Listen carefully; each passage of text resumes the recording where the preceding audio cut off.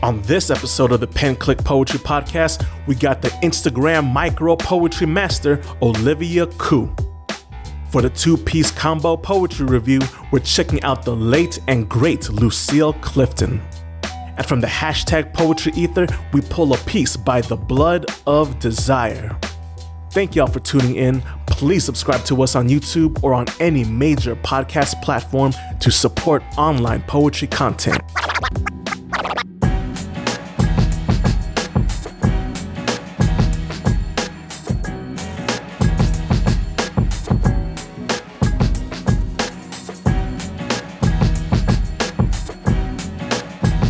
Poetry dropping when the pen clicks and poets get up popping with the pen click. You know I'm rocking with Kuya David, the pen click prime minister, out here with my brother Daniel Hees, the chubby fat god. And today we got the one, she be killing your crews when she be gripping the tool and she spinning the truth, hitting y'all dudes. We got the one, Olivia Ku. Let's get it.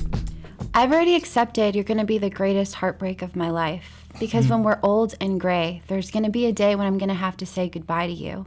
Whether it's me going first or you, that day will come, and that day will break my heart. And I know it's gonna happen, so I wanna tell you now, it's inevitable.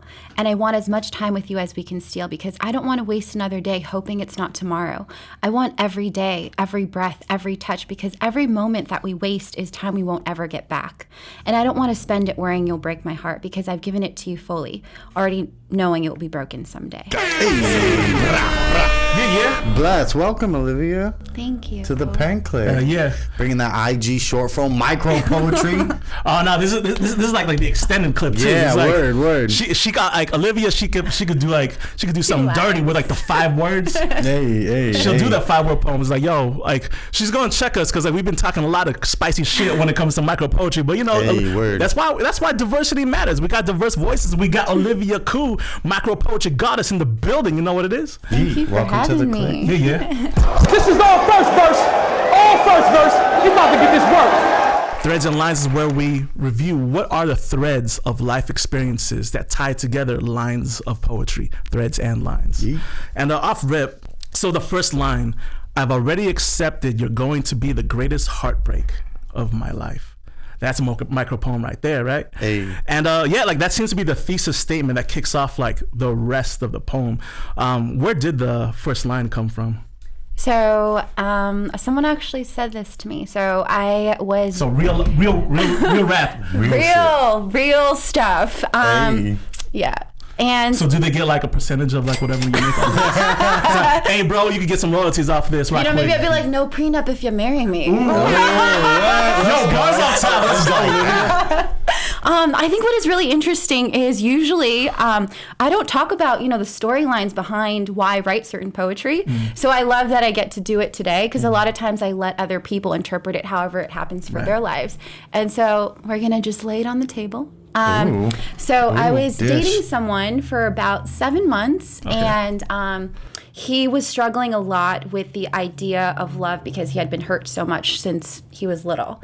Wow. And he said to me in one conversation, like dead in the eye, like, I already know you're going to be the greatest heartbreak of my life. And I couldn't just stop hearing it. Like it just rang in my ears over and over and over. And then one night I just sat there probably about a few days later and I was writing out how I was feeling. That's what poetry is for me a lot. It's like therapeutic, right?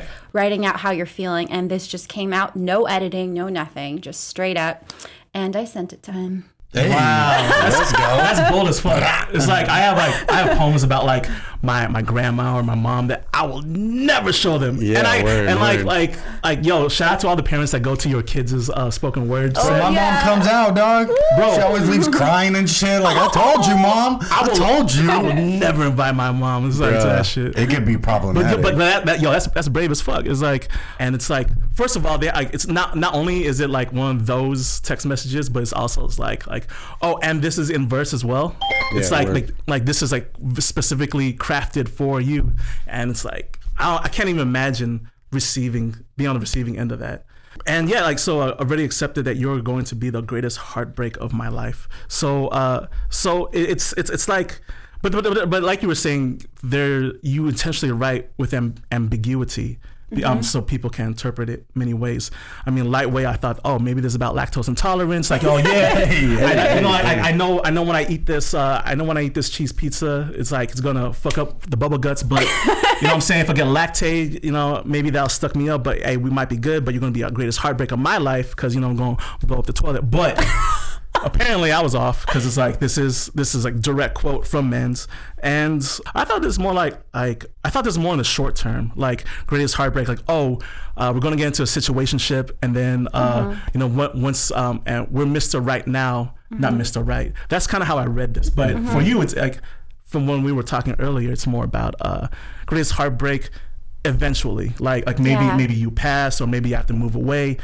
And it's like, so I was thinking the short term, and this seems like you were thinking more on the long term? Always. I think that life, a lot of times when we're going through stuff, it's one little second or one little moment in our lives, and we need to like span out, bigger picture, and ask ourselves like, okay, like if I can see this from the end of my life or at another point in my life, 5 years, 10 years from now, what would I wanted to have made in that moment? Like which decision?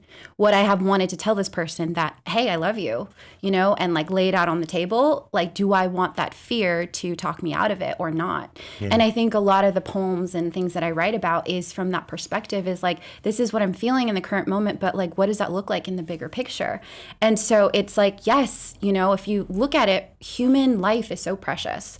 All of us are going to pass one day. We're going to lose people as we go on, whether it's us passing first or someone else. And so no matter what, you're going to go through heartbreak. And I don't want to miss out on something just because I'm anticipating something that hasn't happened yet. Like, am I going to break my own heart, or am I going to just like allow for life to like pan out and see what happens? Yeah, and as we get older and we get wiser, if you will, our foresight does get stronger and stronger and stronger. And it is important that we learn to listen to that and stop and trust it, and even go forward knowing that this is going to be potentially tragic. Like you said, all things are potentially tragic. We all die. Yeah. Or relationships just end, like like your friends that you raised with, that they just live a different life, and like the poet Mr. Nas said, a thug changes, love changes, and best friends become strangers. Hey, blessed God. Yeah. That is dope, because you are using poetry like in an effective way to do that, to inspire and motivate people and teach them to trust their own inner truth. Whatever's talking to them inside of them. This is stylistically, it's very it's brief.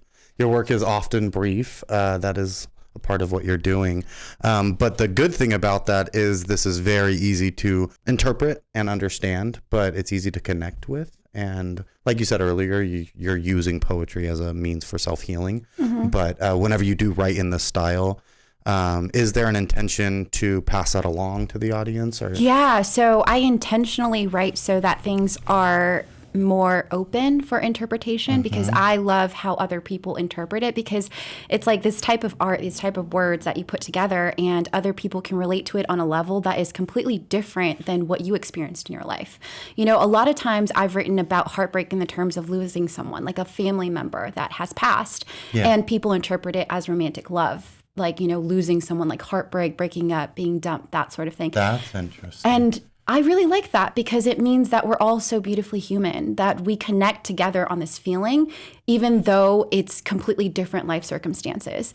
And one of the other things that I love doing is, because I'm an Insta poet, I guess. Let's go. I get into that. We see you. In my captions, I also talk about psychology and neuroscience, attachment styles, and all different things to help you actually move out of those feelings as well. So if you're going through something, I give you tools to heal yourself. Hey, let's go. Yeah, so it's not just about like, okay, look at my art. It's about, let this art heal you in some way. Let's learn together. Let's build this community. Let's heal each other. And that's like an extra step that we don't see a lot of times on Instagram with Insta poets, is there like kind of just they'll take a picture of an app and then throw it up there, and then that's it. And it's a bunch of hashtags. Hey, check out my screenshot of my notes app of this one line I came up during bathroom break. It was like, all right, tight. And then that's it. That's all you're left with, So you're taking that extra step. The nice thing is you could take whatever you're struggling with, put that into a poem, and then inevitably somebody's going to apply it to their life and their struggle. Maybe yeah, I think, died in their you know, family. anytime we create art, there is always a message behind it, right? There's a purpose. And for me, it's helping people.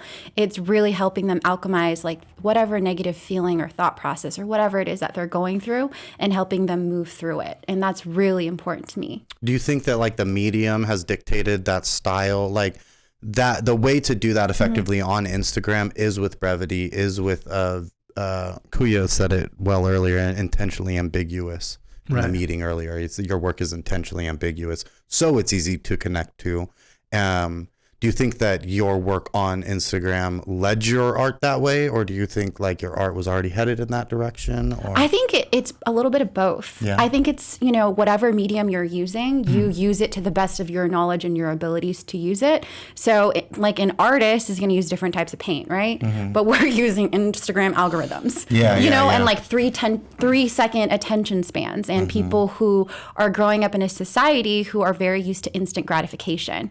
So you have to be able to pull them in somehow, and micro poetry, it lends so much room for that. Micro poetry. Micro poetry. It's a new world, dog.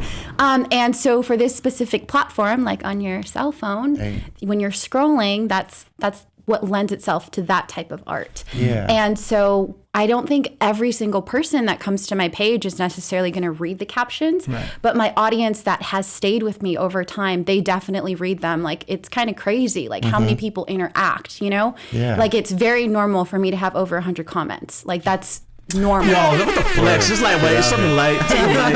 But that's dope. I like 100, you know what I'm saying? Because what you are an example, though, is like a lot of people like to talk about, and there are certainly negative aspects to everything in life, including Instagram, including social media. But you are this figure and proof that there are people that are doing positive things with the mediums that we're given. What you do with it. Yeah, and we're figuring it out. Our generation's figuring out. The next generation will have it more figured out, and then eventually there will be people that are purpose-driven, and these tools, they're tools, you know? Yeah, it's really interesting how Instagram is meant for people to judge books by their cover. Yeah. Right? And yeah, like with poetry, where you want people to read more into it, but then again, grabbing that 3-second hit, it's like how do they get into that? And like, sometimes they won't. Sometimes they will just leave it at the cover of the book. I'm like, all right, cool. Yeah. Pass, like double tap, boom. But for those who are willing to look into the caption and then you take them down deeper that rabbit hole, it's like it's a game, you know, like Instagram's a game. And you know, some people play it, some people don't, some people just like refuse to play it. But Olivia MVP over here playing it well. Love wins, dog. Out here. Yes, absolutely. I think it's really important, you know, when you're creating art to use all of your tools to the best of your abilities too. So if you go on my Instagram page, you'll also notice that it's visual art. All the pieces are tied together to create bigger pictures that I actually design in Photoshop. And the reason for that is because, you know, how are you going to differentiate yourself from all of these other micro poets? Like, are you just going to do a black and white theme? Are you going to do some pinks? Or are you going to do something that's trendy? And for me, it was developing a style that, you know, made sense to me. And you'll notice that, you know, so I'm the girl in all the photos, of course. But you don't see my face because that's not important. And what is important is the journey. And so you kind of watch her like go through all these different things, and the colors make sense too. It's like, you know, the pink right now that we're doing has a lot to do with self-love and self-healing. So everything is tied together. So it's creating like art, but using this specific platform and the guidelines between it. Yeah. Bless out here. So Changing the game. Yeah. Poetry strong on Instagram. Moving on, off of Threads and Lines. On to the next part of the show. The two-piece combo. Two-piece combo! The two-piece combo is where we review 2 pieces of poetry, one off of YouTube, one off of Instagram. And today's YouTube piece is from the great and late Lucille Clifton with her classic poem, Homage to Hips. All right. I'm excited. So I like to celebrate the wonderfulness that I am. And this universal poem is called Homage to My Hips. These hips are big hips. They need space to move around in. Hell yeah. They don't fit into little petty places. I love her. These hips are free hips. Like, So first stanza, so much technique already. Like these hips are big hips. The breaks are there. They don't fit into petty places. Like, ooh, already off rip, literary poet. And also like how she lets every word breathe. Yeah, and she's performing or orating her line break. She's making sure that how this is formatted is coming through in her reading. Hips. They need space to move around in. They don't fit into little petty places. These hips are free hips. They don't like to be held back. These hips have never been enslaved. They go where they want to go. They do what they want to do. These hips are mighty. Her voice hips. has so much swag. These hips are magic hips. I have known them to put a spell on a man and to spin him like a top. Ooh. Boom. That was like, it. and again, formatting and like line breaks. I've known them to put a spell on a man. Oh my goodness, so beautiful. Like so much impact in her pausing and her pacing. She's fire. Hella quick. It's like, and yeah, it comes from that more classic form of short but precise poems and high techniqued poetry too. Like this is something that is going to look really well formatted on a page, and it's going to be impactful. And it's a poem about something. Yeah. And it's actually that. It's a poem about something very concisely, very clearly, very poetically. And homage to my hips is like, and you know, what I love about it is like, you know, off rip, she talks about like her body positivity and like how she contextualizes her own body, and that's dope. The intro is a poem in itself. Facts. Yeah. So if, for anyone looking to hear the intro of the poem, it's really fire. Like the whole video, intro plus poem, is only like a minute 30. Yeah. Be sure to look for it. Homage to my hips. She's mesmerizing. Yeah. That's a good word. That's a good word. So here on the 2-piece combo for Pen Click, we review every piece out of 10. We give it a 10 score like it would be at a slam. So, Miss Olivia. With decimal points. If you could give us your thoughts and your score to Homage to My Hips. What you got on this? Oh my gosh. What you got on this, I feel Olivia? so much pressure, guys. Hey, all opinions are valid. Straight up. Okay, I would give her a 10. Okay, for sure. Yeah. Just a 10. Yeah. Yeah, I think so because...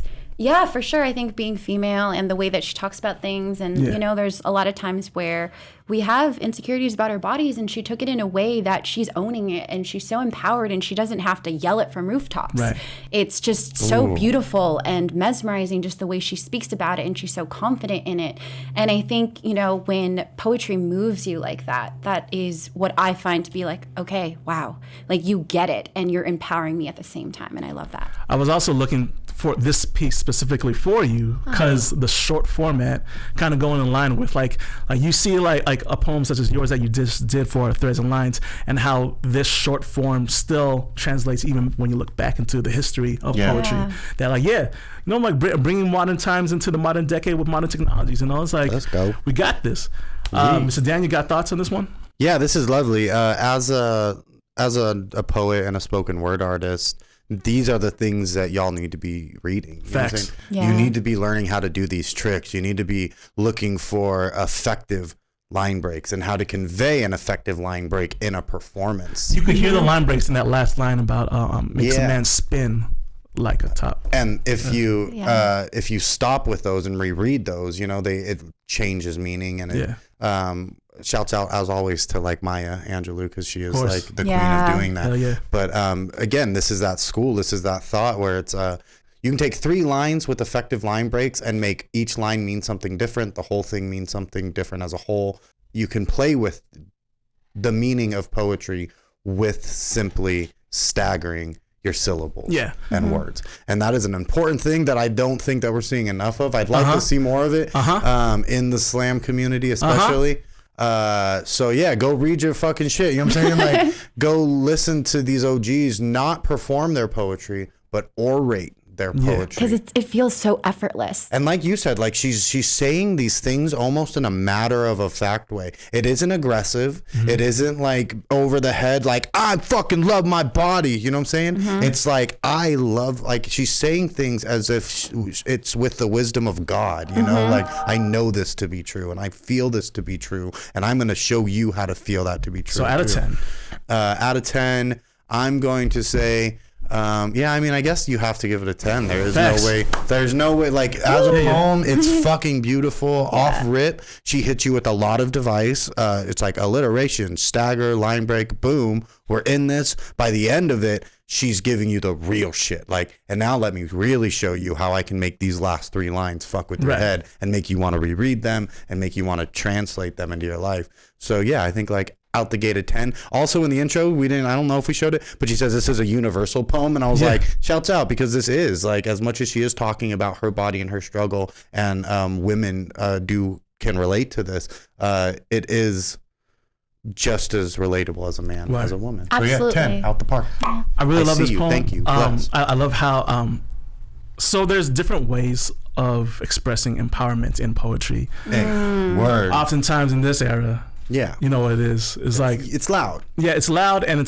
it's loud, but Olivia said, "Shout it from the rooftop." Right. You know that idea, like that is like. And also oftentimes like there's always like a context to trauma and how you're coming over that trauma, but here, it's like it's like skipping over an origin story where like Batman, we how many times have we watched fucking Batman's parents get killed? How many times have we seen Peter Parker get bitten by a radioactive spider? It's like we're done with that. Like let's get to like the meat of the subject. Yeah. And it's like she wrote that understanding that like you see me, and I'm already speaking to what you're already seeing. Yeah, and I've already gone through it, and I've already come out the other side. And you can fill in the blanks. Yeah. Because it doesn't have to be your hips. Maybe you're insecure about something else, and you could still relate to it on that level. Yeah, let's go, Olivia, with the intentional ambiguity. Yeah. But yeah, it does, you do get that sense of like she already learned the lesson, and the lesson's already. And also, like you were saying, she already has built upon the lesson. Right. And like you were saying, structurally, fire, line break, fire. And if I saw that at a slam, round 1, 10. Round 3, round 2, maybe a 9 something. That's fair. I was gonna say a 9.9, but then I was trying to find the reason to not give it a 10, and I couldn't. Round 3, I'd give it a 10 because it's like you made it this far. Now you're gonna go with like a 12-line piece. It's like, all right, fuck with it. Word. For sure. So that was the first piece of the 2-piece combo. Go on YouTube. Please check it out. On to the second part of the 2-piece. #poetry. Yes, sir. Yes, I'm so excited for this.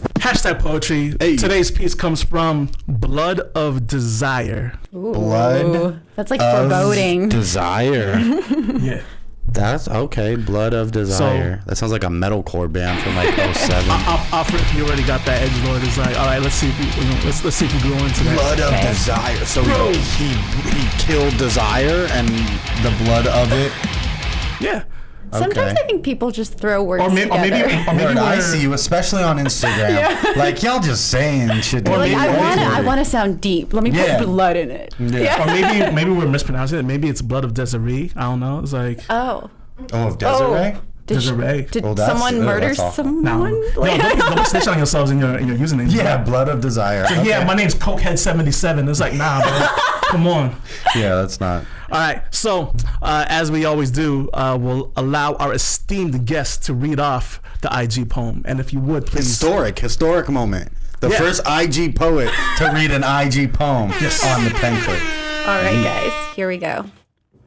Let the pressure break. Your lungs will be the stream. Your heart will be the turning of the earth. When you let yourself die, when you sink under, when you give it to me.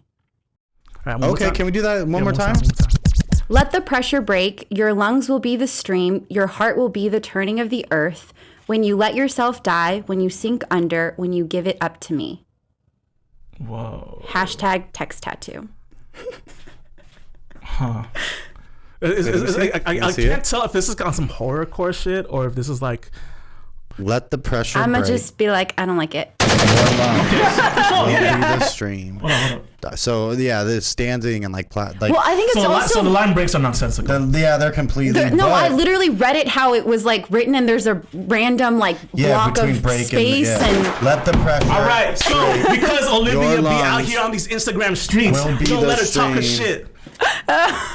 But real quick though, the turning of the earth. Okay, your heart will be the turning of the earth. That's a line. That's bars. That's a line.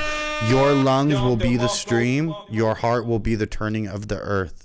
When you let yourself die, when you sink under, when you give it up to me.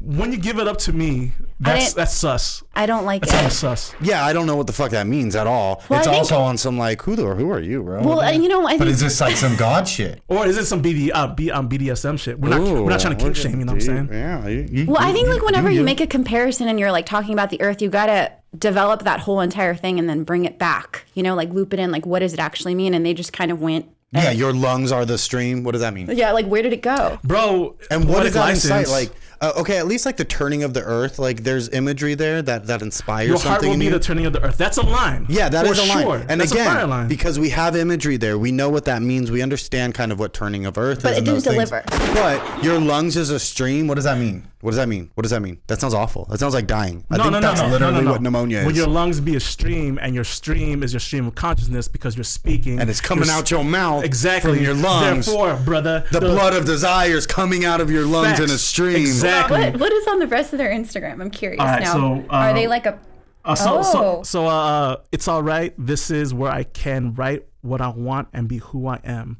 London, tattoo for 30 pounds. Okay. Oh, so they're tattooing people with these things. Oh, wow. So dead ass. Those are real. Breathe and let the water run. Damn, and looks like he tattooed somebody with a dirty paper clip and shampoo mixed with. You know what it looks like? It looks like the text from Chick-fil-A. Some burnt rubber. Do you know what I'm talking about? Yeah. The black text on the billboards of Chick-fil-A. Yeah, with the cows. Yeah. Oh yeah. Holy shit. Eat more chicken with the K. Yeah. That's crazy.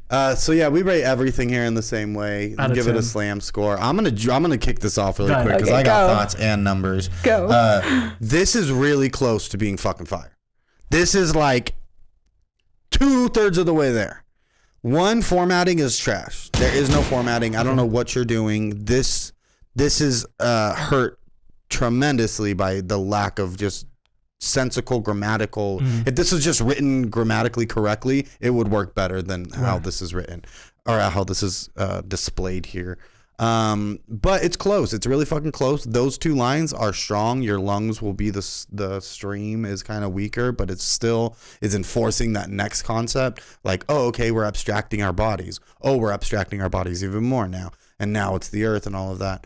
So I think this is like a solid attempt. And because it is 2/3 of the way there, I'm going to give it 2/3 of the way home. So I'm going to say like a 6.2. Oh, shit. I'm going to say 6.2. Yo, what? Yeah, I'm going to say 6.2. I think that's enough to like... Yeah, this is doable. Because again, I see what you're doing there.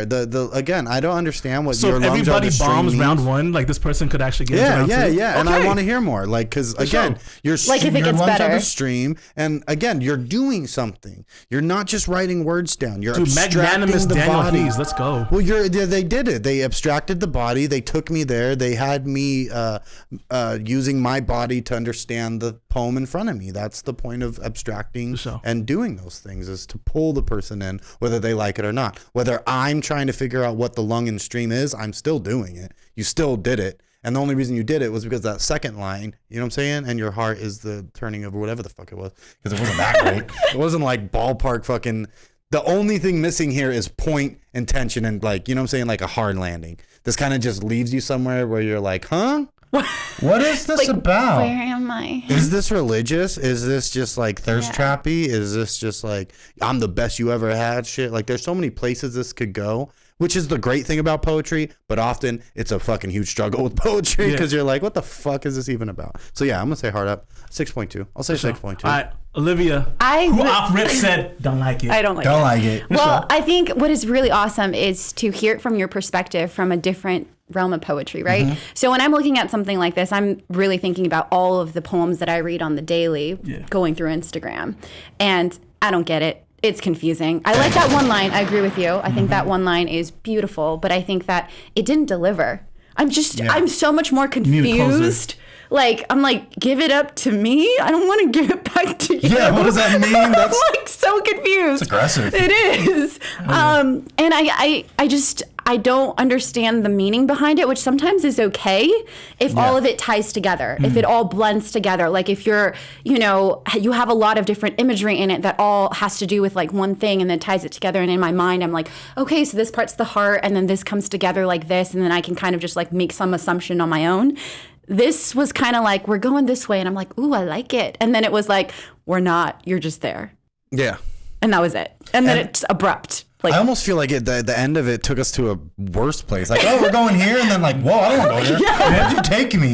No, I agree. This is weird. We just turned a corner into an alley, and I don't like this alley. Okay, but in comparison to, I think, a lot of the bad micro poetry or Instagram poetry that I've seen. Because it's out there. We talk that shit. Let's go, Olivia. Yeah, like, it's not like, he left me and I cried. Like, like, that's like, I'm like, oh. He left me. I cried 4 days. But I'm still alive. I'm like, oh, okay. No, but that was actually a poem. Yeah. That's the worst I can do. Yeah. Damn, son, where'd you find this? And so I think maybe I'll give it like a 4.5, 5. Okay. Yeah, like give it a little so something. 4.5. Because I feel like if you were to take a couple of those lines, rework it a little bit, it could deliver. But Dan, this is going on somebody's body. I hope not. With Chick-fil-A text. So stop it. Stop it. Let the pressure break. Your lungs will be the stream. Your heart will be the turning of the earth. When you let yourself die, when you sink under, when you give it up to me. It's about food allergies. What is with you today and the lactose, bro? Kuya's just no. I'm missing talking his about it could be like peanut cream. allergies, you know what I'm saying? So let the pressure break, right? So that Reese's peanut butter cup, I heard it's hella good, but I got this deadly peanut allergy. So let the pressure break. I'm gonna do it, guys. I'm gonna eat this. I'm gonna take the Benadryl, boom, and we're gonna be good. Freeze it. Your lung will be the stream. I don't get that line. Because your lungs are bleeding from the inside exactly, from your reaction. When you eat, like when you eat something that you're allergic to, like your mouth swells up and like it starts to hurt and you're coughing and shit. Your heart will be the turning of the earth. I love that line though. That line is beautiful. It is, your heart will be. Because it's the first time you ever tried a Reese's peanut butter cup, right? And but there's so much there for real, though. Your heart will be the turning of the, like you're sowing fucking the earth, like you're planting. And like the first time I ever tried Reese's peanut butter cup is like my heart turned like the earth. You know what I'm saying? Kuya and then when you let yourself die, because you're going to die from all that peanut butter. You know what I'm saying? Because you're wild allergic. When you sink under, when you give it up to me, because somebody gave me that Reese's, even though they knew that I was allergic to peanut butter. But I said, bro, come on, I took Benadryl. We good. This is a 3. A 3. Yeah. That's fair. That's fair as fuck. That is fair as fuck. I think it is, some of the better stuff that it had a lot of good pieces. Though. It's not done. It's not. It needs to be reworked for sure. This is what I feel like happens a lot on Instagram, and I don't know, but this is what I think is happening. That we're not third drafting our work. Like, as a poet, it's not done for me until I've written it, performed it, written it, you know what I'm saying? Like a million times and drafted. Yep. And then eventually you convince yourself that it's done and undeniably, it's one or the other. Yeah. But there's a conclusion to it. And I feel like if this poem would have been drafted one more time, you might have found the conclusion. So Olivia, can you speak on your writing process? Give it up to me. How many times you draft your? Because when you do like these one sentence, 2 sentence joints, like how often? Like what's the editing process that goes into making such a condensed piece? Okay, so there's kind of like 2 processes. The first one is you'll have a piece like the one that I read, and then I'll take a couple lines from it and just post that. So you won't actually ever get to see the full piece of it, and that just lends to the platform. The other way is sometimes lines just come to me in my brain. So like what I was saying is like, talking about earlier, the guy saying to me, "You're going to be the greatest heartbreak of my life." That stuff just sticks in my brain and it just ruminates. And whatever happens, it just starts coming out in different lines. And so after something comes out for me, it comes out in multiple different ways, and I won't know until I keep going, if that makes sense. Like I may if it's just, let's say, example, like a 2-liner, right? I'll rewrite it like 5, 6 different times because the first one is like that feeling or the thought that I want to convey, but you have to figure out the right way to say it. Right may not be the accurate word for it, but effective verbiage. Exactly. Is important. And to take out all the fuss. Each word matters. Right. Exactly. Like take out the that's or take out the things that are not necessary. So it's not just fluffy. Like I think consolidating and being concise with the way that you say something when it comes to micropoetry is really important. So. And I'm a firm believer that great writing happens in editing. Like I'm Hey, let's go. Shots fired. Yeah. Blood of desire. Miss Olivia Ku over here, out here telling you to go back and edit, bro, before you ink that permanently But on that one somebody's line, though. back end. And I work in a similar way. Like I do a lot of stream of consciousness things in life, and a lot of times editing for me is omitting things. Like, oh, this doesn't need to be there. Blood of desire, if you would have just put out, your heart will be the turning of the earth. Yeah. Boom. Fire. I would have rated that, just that line. I would have given it higher. Yeah, for sure. Word. For sure. We out here. So that was Threads and Lines. If you want to see more of that, be sure to follow us on Instagram, PenClique, PenClique, for more of that Instagram goodness. And yeah, almost over, y'all. We're at the last segment of the show. Woo-woo. Hey, the 5 for your eye. 1, 2, 3, 4, 5. The 5 for your eye is where we give the guest poet this episode, Olivia Ku, 5 words. They have to write a poem, any style, any format, anything they want to do. They just got to include all 5 words. What'd you hit her with, Kuya David? All right, I gave her volume, level, keys, note, and monstrosity. Monstrosity. Yeah, just Let's give her go. the wild curveball. Right, let's go.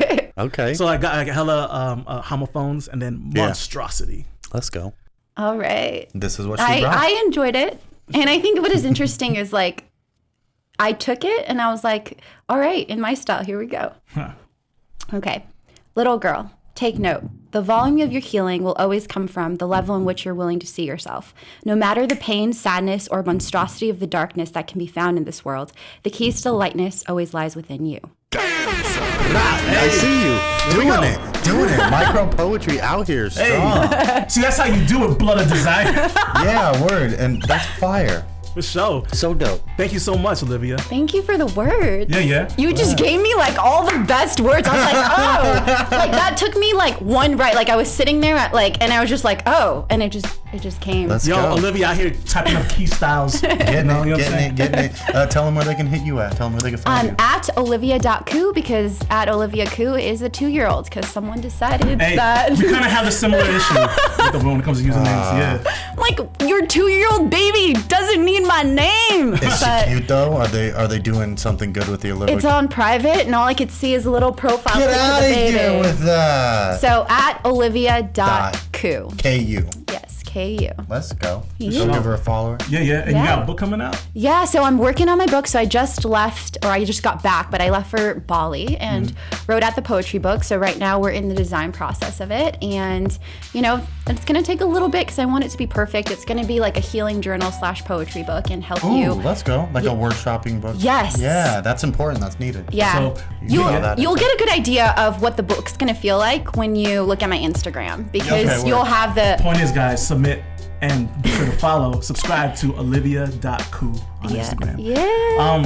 You got a website or anything? No, that's it. So, all right, Olivia.Ku, you know what it is. Go get it at Olivia.Ku. Hell yeah, and you can get at us on Instagram, on Facebook, at PenClique, PenClique. On Twitter, we have a similar problem.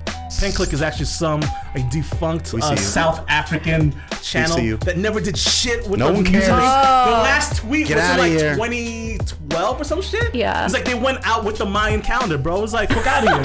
With the Mayan calendar. So you can find us on Twitter at the PenClique, ThePenClique. Let us know what you thought of the episode. Let us know what you thought about the Instagram poetry review, and let us know who else should we have on the show. Get at us. Yeah. We're gonna get at you, sir. Hey, you can go check out everything we're doing. If you're looking for some giggles and good time, go check out The Chubby Fat on Instagram.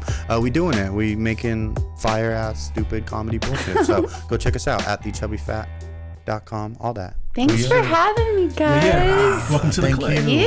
Thank you, Olivia. I'm so excited. Yes, welcome. Hey. Thank you, Kuya. Yeah. Hey, write a poem. Boom. That was so fun. Yeah. Hey.